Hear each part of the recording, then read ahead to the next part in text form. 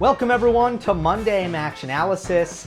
I'm Gill Gross and it is time for a preview of Wimbledon 2022. I will give you dark horses, upset alerts, early popcorn matchups, quarterfinal previews, final weekend preview, and a prediction for who will lift the trophy at the end of this great fortnight, the third major of the year,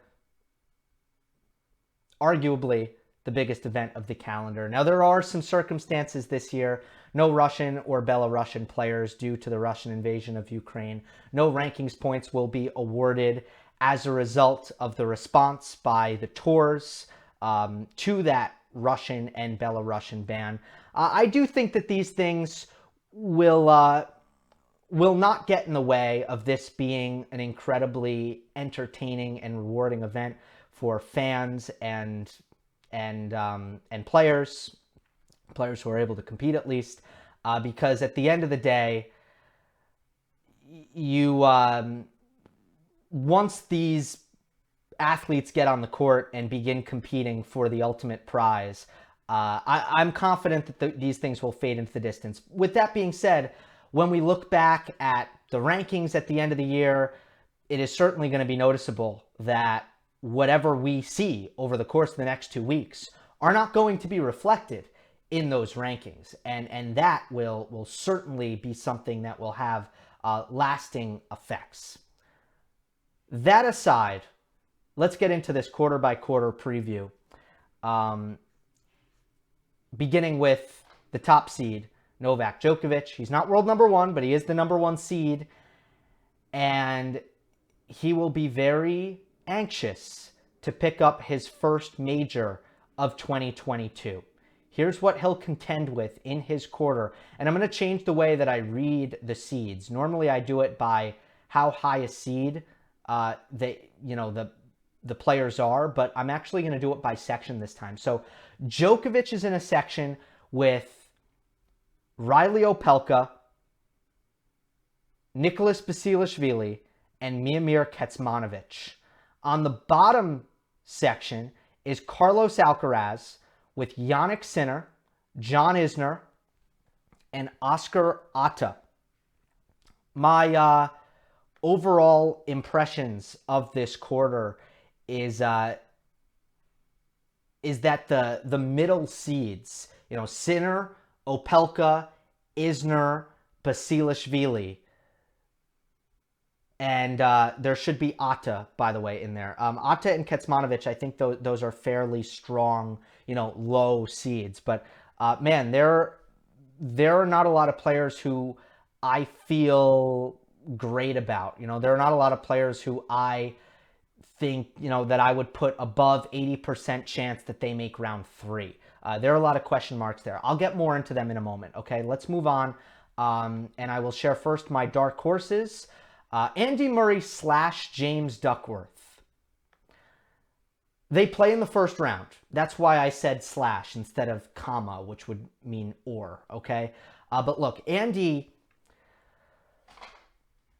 there's a lot to like, obviously, about Murray as a former Wimbledon champion, someone who will have the support of the crowd, someone who moves very well on the grass, someone who has a fantastic return of serve edge traditionally on these grass courts. Someone whose best weapon, not biggest weapon, it's still the forehand, even for Murray, but best weapon, relatively, the backhand, is more effective on grass. He gets more penetration through the court, and I think the advantage that he has backhand to backhand is accentuated on grass. So many things to like about Andy Murray's grass court game. Including, by the way he serves, hitting primarily slice serve. These things are all great. We know that he's had a great career on grass, but it also feels like a good moment for Andy Murray.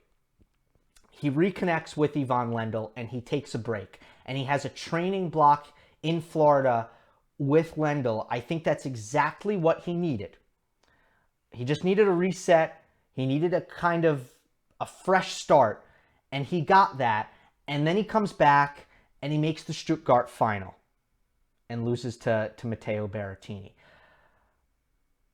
all positive signs, all good things for Murray. And there's a lot to like coming into this Wimbledon. The only thing that you don't like is that there are questions about his health. He had to pull out of Queens because of an issue he's dealing with from an injury standpoint, and that is something to keep an eye on.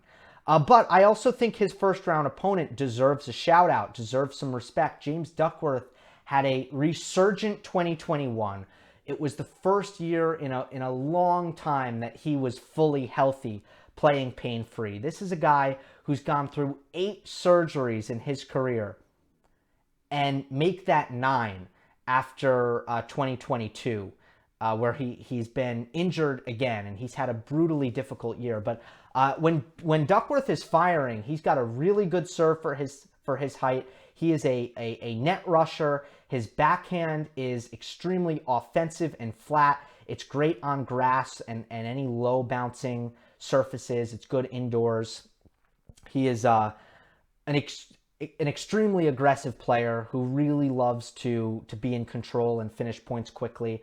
And he loves the grass. He made round 3 last year at Wimbledon. So I don't know what the state of his game is. He did pick up a couple of wins on the grass, but again, he's not having a good year. I just think that he's the kind of player who is certainly good enough at his best, who deserves some respect and a shout out here as a dark horse playing Andy Murray in round 1. My upset alert is Nicholas Basilashvili.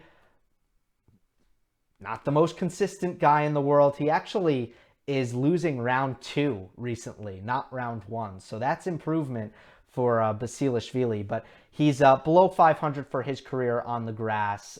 It's much better for Basilashvili when he actually has more time on the ball to load up his strokes. He also doesn't have a very good serve, especially for the prototype of a player who likes to be as aggressive as Basilashvili, and he draws Lucas Rosol in round 1, who qualified. Rosol hasn't played a main draw at a slam in a very long time. He's 36 years old. I had completely forgotten about him, to be completely honest, but you got to think, for a guy like Rosol, who has a big serve, who beat Thiago Seyboth Wild, or Wield, I think it's technically Wield, but I don't know if people actually call him that or not, him, and Christopher Eubanks, 2 players I really respect, beat them both in straight sets in qualifying. You got to think for Rosol, this is like his Super Bowl, and he's going to be really jacked up and focused. And for Basilashvili, this is not his Super Bowl. So that's the upset alert. But as I mentioned, I have questions about some other players here. Jannik Sinner. Jannik Sinner has really struggled in his young career on grass. He has been, he's only played 1 match since Roland Garros after retiring at RG to Rublev with the knee injury. So I don't know if he was planning on playing more tournaments, but the knee kept him out. I think that's probably the case if I were to guess. But he came back at Eastbourne, lost first round to Tommy Paul. So he doesn't have a win coming into Wimbledon. His career record on grass is now 0-2. So Sinner's got nothing really going for him in the sense of momentum. And look, I don't think that he's going to go his career being a terrible player on grass, but I certainly don't think it's going to be a surface that, helps him, makes him, elevates his game. I don't think that either. So ultimately, it's hard to feel great about Sinner. Then you have Opelka and Isner. Opelka and Isner, I have questions about their motivation. Like, I just think the things that they've been saying, I think they're harboring quite a bit of resentment about Wimbledon's decision-making. They are highly opinionated people, and they're not the kinds of players who show up week to week to week with the same level of focus and motivation. I think they deeply resent the ATP's decision about rankings points. I think they deeply resent Wimbledon's decisions about Russian and Belarusian players. And I think for those reasons, not that they're in great form either, I think for those reasons, you have to question their ability to go deep at this event as well. Look, I respect Miomir Kecmanovic. I respect both Oscar Otta and Otta's opponent, Peter Gajavcek, who's not to be underlooked at Wimbledon either. But ultimately, there is no one here who I am eager to pick against when it comes to the top seeds, Djokovic and Carlos Alcaraz. So my quarterfinal prediction, oh, and by the way, early popcorn, Sinner versus Wawrinka, round one. That's going to be fun. That's intriguing. Absolutely. I'm all in on that. Wawrinka's looking a lot better, by the way. He's looking healthier. I thought his win against Tiafoe in Queens was outstanding. Best I've seen him play in a very long time. So I'm excited for that one. Yeah, my quarterfinal. It's going to be Djokovic defeats Alcaraz. As I said in my power rankings, I'm optimistic about Alcaraz at Wimbledon, generally speaking. Look, I see a player with really nice, compact stroke production, takes the ball early, is offensively minded, has every offensive tool you could possibly want. In addition to that, fantastic variety. These things pay dividends on grass. I mean, I understand that there's development to go on his serve, but there's inexperience, and inexperience is the biggest thing that you would dock Alcaraz on. And believe me, I am docking him on that, but I still think he'll make the quarterfinal. Djokovic as well, I am fairly confident of Novak, who's won 4 out of the last 6 Wimbledons. He's won the last 3 Wimbledons, and there is nobody here who I think he will be particularly fearful of. There are not a lot of guys who I think he doesn't care to see at Wimbledon that aren't top seeds, but I think he's glad to not see RBA, to name one. But I think it's very difficult to name guys who he's really hoping not to see at an event like this. But certainly I don't think there's anybody in his quarter who I would put in that category. I mean, ultimately, ultimately I think it's a really positive draw for Djokovic. When it comes to Djokovic versus Alcaraz, look, I think there's a big serve return edge for Novak, and I don't think Alcaraz has the baseline consistency to make up for that and to dominate Djokovic from the baseline. I think that the kick serve advantage that we saw, or the kick serve weapon that we saw Alcaraz feature prominently in Madrid, I mean, it was the main tactic that allowed him to beat Djokovic in that match, is Novak just couldn't figure out a way to win a point on the ad side off of Alcaraz's kick serve out wide. We know that on grass, that looks completely different, with Alcaraz not getting nearly the same kind of bounce off the court that he would get in Madrid at Wimbledon. It wouldn't be close. And so I want to throw in that tactical nugget, but for many reasons, I favor Djokovic in that matchup. So Djokovic to the semifinals. Let's move on to Casper Ruud's quarter.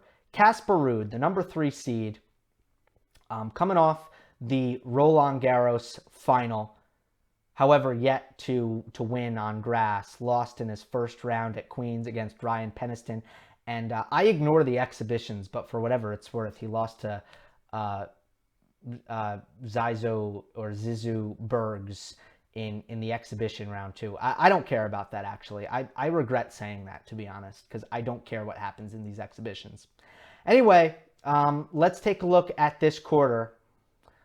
Casper Ruud has... Who's his top seed here? I guess it's... Oh, yeah, okay, it's Pablo Carreño Busta. Okay, Casper Ruud has Pablo Carreño Busta,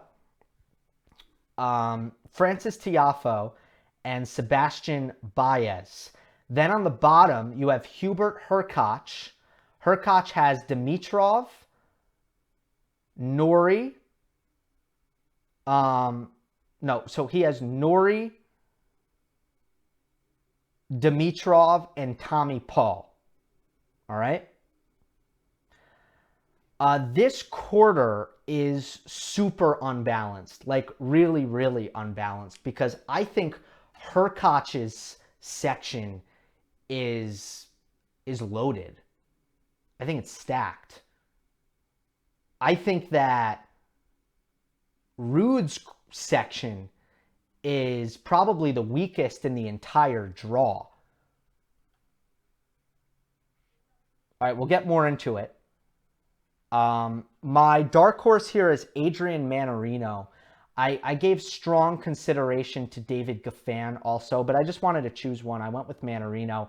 Look, Mannarino, I loved what I saw from him in January and February on the, in Australia and on the quick indoor hard courts. I just thought he was playing great tennis throughout those events.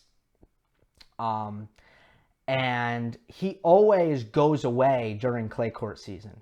He's just a non-factor because his game gives him no chance to have any success, not only on clay, but even on slow courts. Like even in Miami and Indian Wells, he just has no chance to do well. But as soon as the bounce gets really low again and he's on these, low bouncing and ideally for him quicker surfaces, he becomes a big factor again with his lefty slice serves, with his extraordinarily flat but deep and precise hitting, his ability to change direction. Mannarino is a very, very dangerous player, and we saw the troubles that he gave to eventual quarterfinalist Roger Federer, where he was likely going, well, okay, at least he was definitely in position to win that match before he unfortunately slipped and got injured. Mannarino also, he has Hubert Hurkacz. He has Hubert Hurkacz in round 3. That is only if he can get through Tommy Paul, the number 30 seed. And when Hurkacz and Mannarino played in Melbourne, Hurkacz was flummoxed. Like, he had no idea what to do. He was absolutely lost on the court. I'm not exaggerating. Anyone who watched the match knows that's true. So, I mean, matchup-wise, it's kind of a one that you circle. Like, it's a red pen circle. Like, Mannarino, Hurkacz, can Hubie get to the net on a more regular basis, and is Mannarino's low and slow baseline rhythm going to bother Hurkacz, who doesn't really love to generate his own pace? Is that going to bother Hurkacz as much? Once again, I mean, it's going to be a very interesting thing to watch if we do get that. So Mannarino's my dark horse, with a shout out to Goffin. Upset alert is Pablo Carreño Busta. He still does not look right mentally to me. He has never been someone who has enjoyed the grass courts either. Just doesn't. I don't think he's comfortable with the movement. I don't think he appreciates the low bounce very much either. And for some reason, he hasn't looked good. And it's more his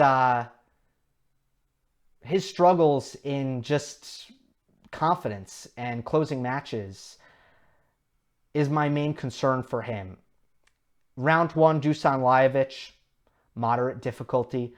Round 2, potentially Alexander Bublik or Marton Fucsovics, high difficulty for unseeded players. So that's my upset alert. Popcorn match is Hurkacz versus Davidovich Fokina. It's the one that sticks out. I don't give Davidovich Fokina as much of a chance as most or many kind of might, based on Fokina's name recognition and look, his talent level. I'm a big proponent of his talent level, but I just think that he's going to get served off the court against Hurkacz. And I don't think it will be a great match, but it should be entertaining, and it's definitely the obvious popcorn match in round 1. All right, quarterfinal is Hubert Hurkacz defeats Francis Tiafoe. And look, let me flesh out my opinion that I led off this quarter with. On the bottom half, you have Grigor Dimitrov, Cameron Norrie, and Hubert Hurkacz. Debatably Adrian Mannarino. Probably 4 guys who I might like better than anyone on the top. Now look, is it tough there? Like, if you're asking me, like, Mannarino versus Ruud, like, might I say, like, okay, like, yes, Ruud, begrudgingly. Maybe, maybe. But you kind of get my point here. Like, the bottom half, there are a lot of guys who I feel pretty comfortable moving to the quarterfinal. Top half, it's just not the case. Like, there's just not a lot to choose from. And I go with Frances Tiafoe because I think at his best, when the game is firing, the firepower he has on the serve and the forehand, the flat backhand that he brings a lot of variety to the table with, that is really aided by low bouncing grass. His hands at net, good volleyer. All of these things, I think Tiafoe at his best, to me, is probably the best grass court player in the top section of this quarter. But his form is bad. He's in no form whatsoever. He's 0-2 in the grass court season. With the exception of Estoril, he hasn't been able to really put anything together. He's one match under 500 in 2022. I think overall he's had a disappointing season. But I'm giving him the nod and sending him to the quarterfinal. I also do like him in the best-of-5 format. I do think that he's looked impressive at Wimbledon before. It was actually a couple of years ago, 2018, he was in round 3, and he was well on his way, I think, to reaching round 4. And I'm going to do a quick search to remember the opponent. But I remember he was cruising, and he got a stomach bug that, like, completely debilitated him. Oh, he was playing Khachanov, right? He was up 2-0 against Khachanov, and he got this stomach bug and just couldn't move and blew the 2-0 lead and lost to Khachanov in 5. He was about to go to round 4, though. We know we beat Tsitsipas last year, made round 3. There's enough there where I like Tiafoe to make the quarterfinal. But ultimately, I'm high on Hubert Hurkacz. I think his draw is bad. I think it's terrible. Davidovich-Fokina round 1, Mannarino round 3, whether it be Dimitrov or Norrie round 4, both top 20 easily. Both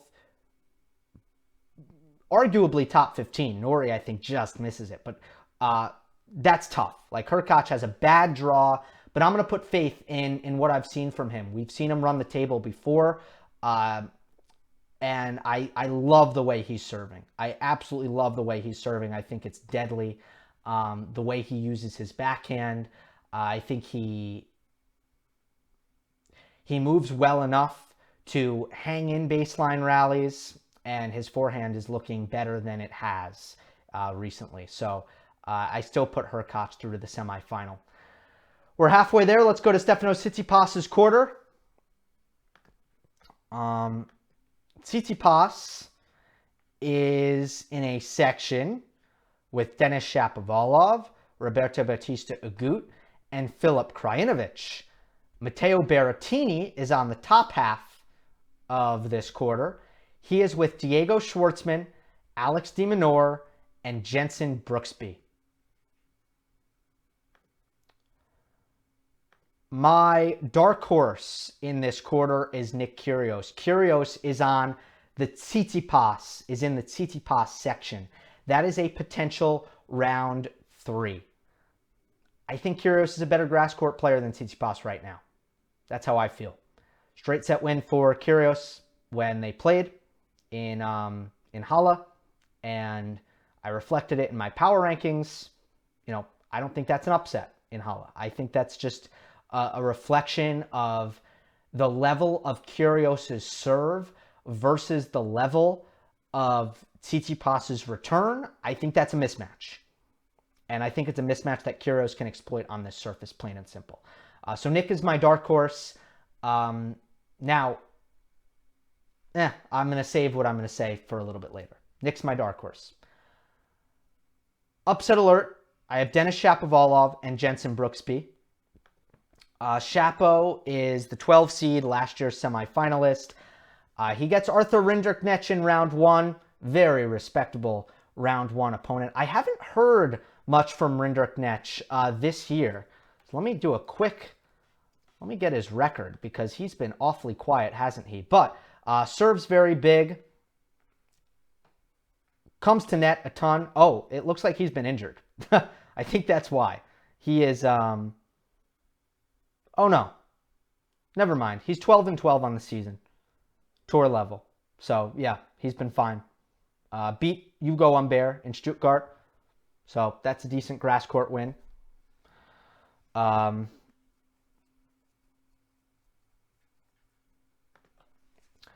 Yeah, aggressive player. Big game. 6'5", big serve. Serves at like 130 pretty regularly. And Shapo, I just can't trust him right now. The decision making is bad. The control is just not good. The footwork is still inconsistent, and he's not putting balls on the court. And I don't have a lot of faith right now. Jenson Brooksby has lost his mojo and his confidence as well. He's really struggling, and his first round opponent is Mikhail Kukushkin, who's a nightmare on grass. You know, a really long history from Kukushkin of solid results at Wimbledon, results that exceed his general level as a player. So I think that's a tough one for Brooksby as well. My early popcorn match, I did not see anything that stuck out to me in round one. So I had to go to round two. Alex de Minaur versus Jack Draper. I think that should be an interesting one. You know, Draper is a player who could definitely build some buzz as a British player at Wimbledon. De Minaur is also a player who I think will be really poised and motivated to have a big run here because he loves the grass, and I really think that de Minaur is playing solid tennis in 2022 and confident tennis, and that's going to be a round two match that I think could be really excellent. A great contrast in styles too, with Draper being the bigger hitter, the player who's going to try to get to net more and keep the points a little bit shorter, and de Minaur definitely someone who can use his scrambling on this surface and is far more mobile than Draper, but doesn't quite have the weaponry. Would be intrigued to see that one. Quarterfinal here is Berrettini defeats Bautista Agut. So, as I said, let me begin with RBA.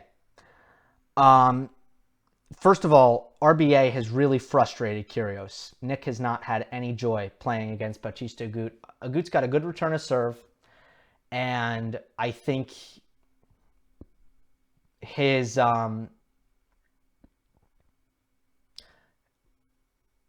I don't know exactly what it is, but I feel like his consistency has driven Kyrgios crazy, generally speaking. So it's a 3-1 head-to-head for RBA. Really 2-1 though, because Nick retired the last time they were due to play. So I'd say 2-1, but it was not competitive at the U.S. Open last time they played, and I was at that match. Berrettini is looking good here. You know, now de Minaur beat him in Australia earlier in the year, not at the Australian Open, but at the ATP Cup. However, I think Berrettini is just looking pretty upset proof, and I think other than de Minaur, I'm not prepared. I certainly am not tempted enough to pick de Minaur over Berrettini. I do think that Matteo has a pretty solid draw if you look at the vast majority of the names here. I mean, Brooksby as I mentioned, his round 3, I don't think he's going to get there. And I don't think, I'm not seeing a lot of top 50 names here. I mean, Bonzi is there. Schwartzman is obviously a good top 15 seed to have. I think it's going to be De Minaur instead. So, yeah, it's a decent draw for Berrettini, and I move him through. Finally, we have Rafael Nadal's quarter. Rafa,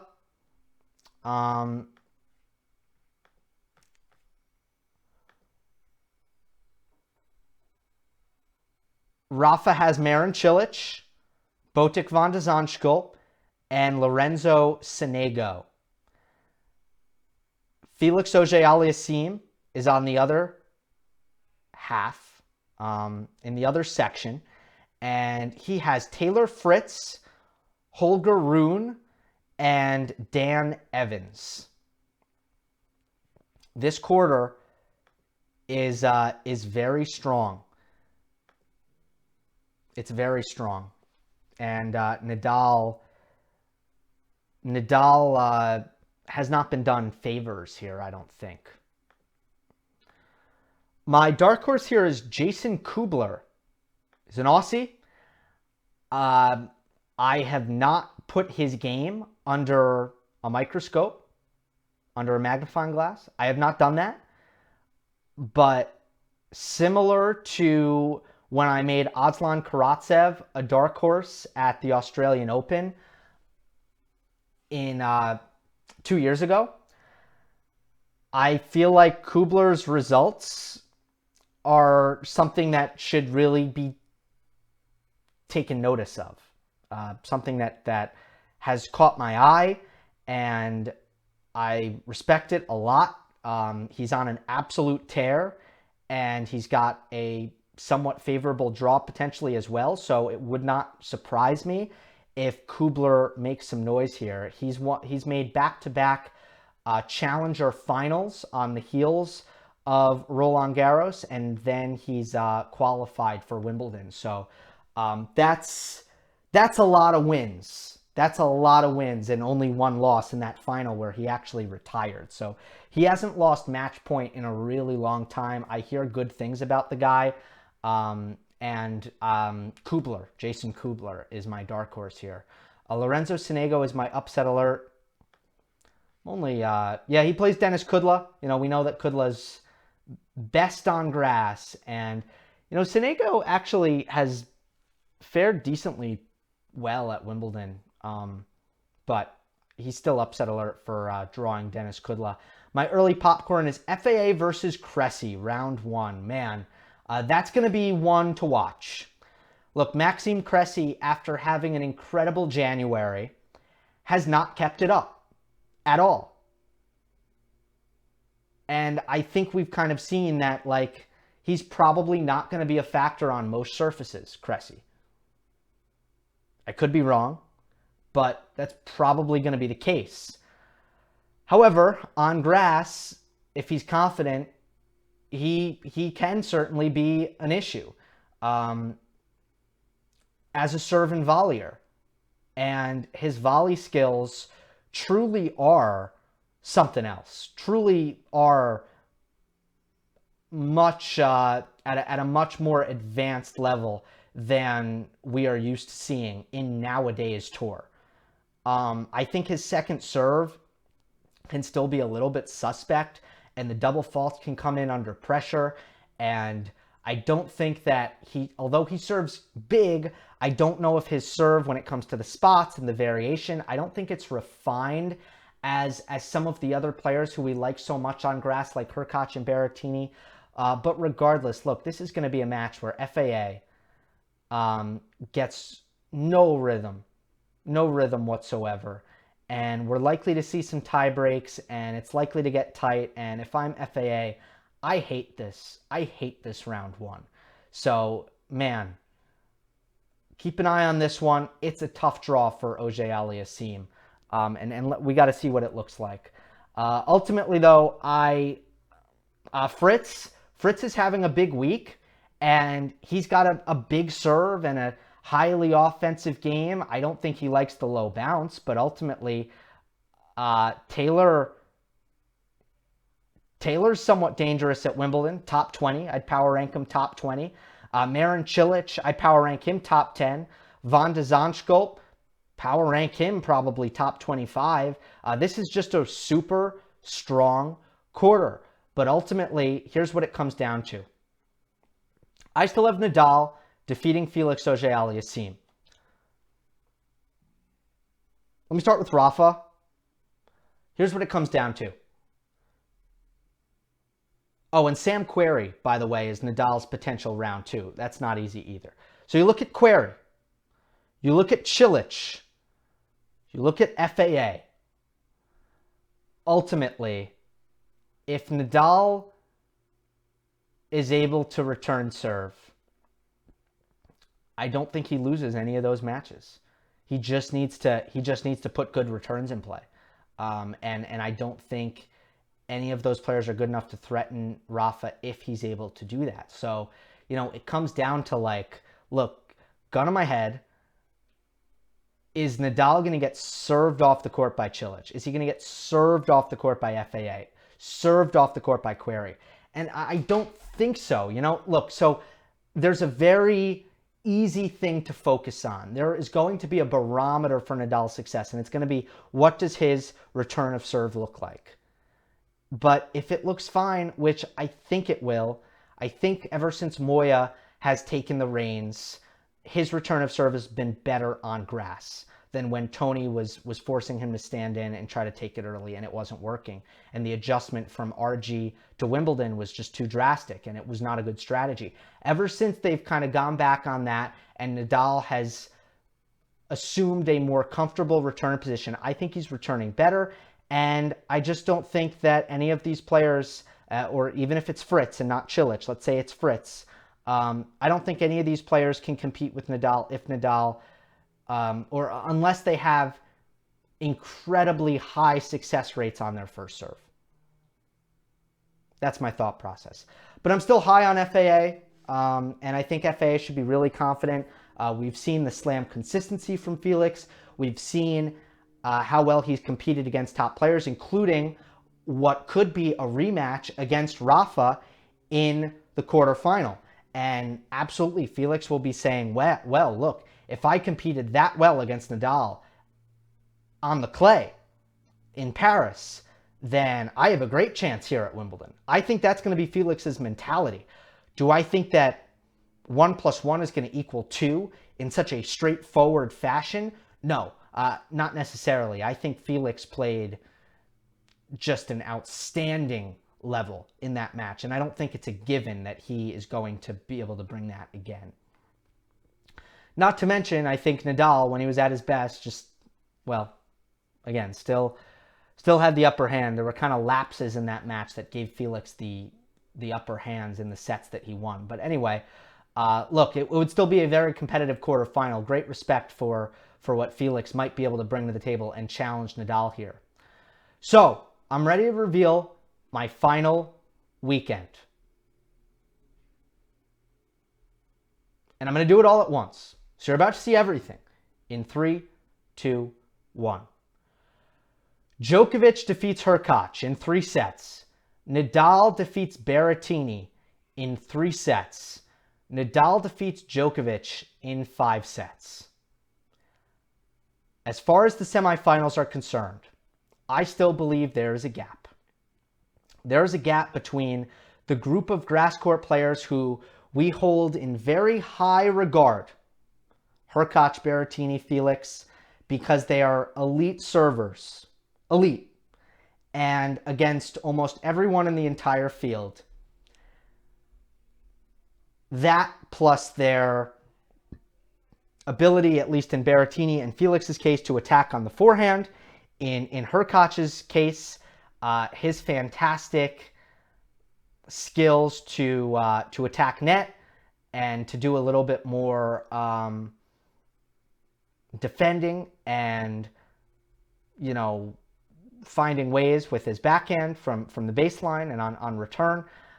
Look, they all are tremendous grass court players. I still think that they are a tier below right now. When their serves come back, and I think they do, against Nadal and Djokovic. I don't think any of those three players are ready to go toe-to-toe.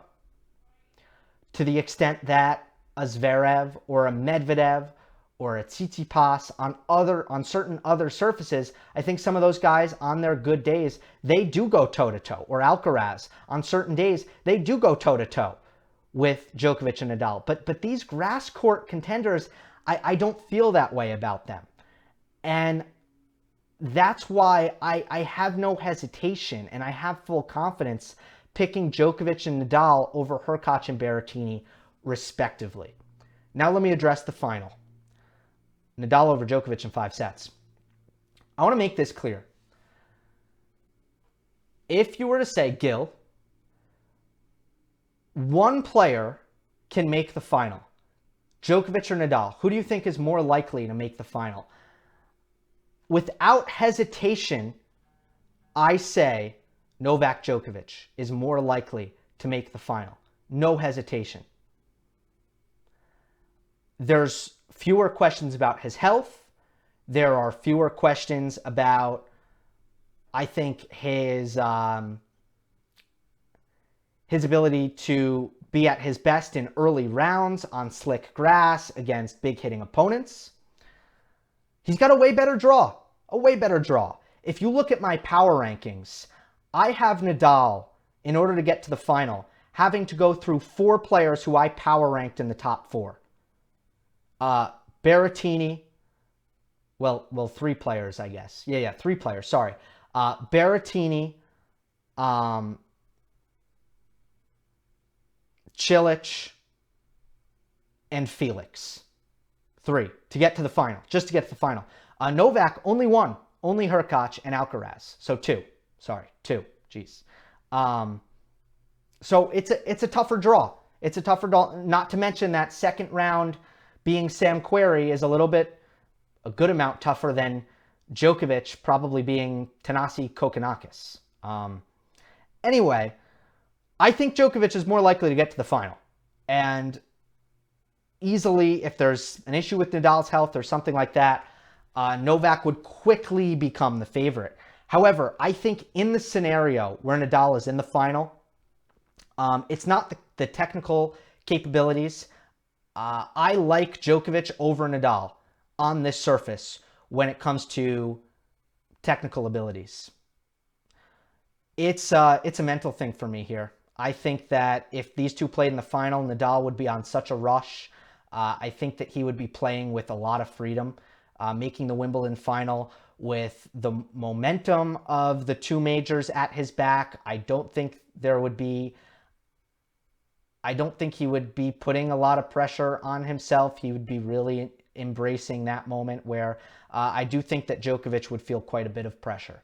And that is an imbalance that I do think could tilt the scales towards Nadal, who I do think is probably, I think has a better chance on grass against Djokovic than he does on hard court. I think the grass helps him. It helps his slice serve a little bit, his slice serve to the backhand, his slice backhand that I think Nadal actually uses as a pretty important tactic against Djokovic. I think Nadal's ability to flatten the forehand down the line and how potent that can be at Wimbledon, I think is even more of a weapon on the grass than it is on the hard court. I think that there are a couple of things where, as we saw in 2018 with Nadal kind of being right there with Novak, and I do think Novak has improved since 2018, mostly in the serving department. I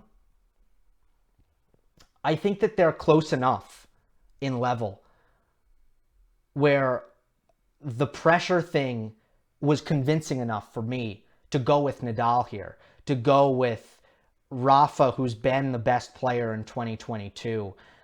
There's also a sense for me where I want to see it from Djokovic. It's been a while. It's been a while since I've seen Novak at his best at a slam, at his very, very best, his peak. Don't think we saw it at Wimbledon last year. I thought he was feeling the pressure. He was much better. He's better than Shapovalov or Berrettini, I thought, at 80%, 85%. At the U.S. Open, clearly wasn't at his best. Roland Garros, I he looked amazing, and then I don't think it was his best performance against Nadal. All these things, it's starting to be like, okay, clock's ticking. I'd like to see it from Novak. So Nadal, I've seen it a couple times already in 2022. That's why I'm going with Rafa here. Let's see if it comes to that. Should be a good event. I'll have coverage, as always, pretty heavily. It will be my focus over the course of the next 2 weeks, and I'm really looking forward to breaking down these matches and covering this event. Of course, on Monday, take a look or keep an eye out for the community tab, because there will be the traditional first Monday of a major mailbag. Until then, hope you enjoyed. Don't forget to subscribe. I'll see you next time.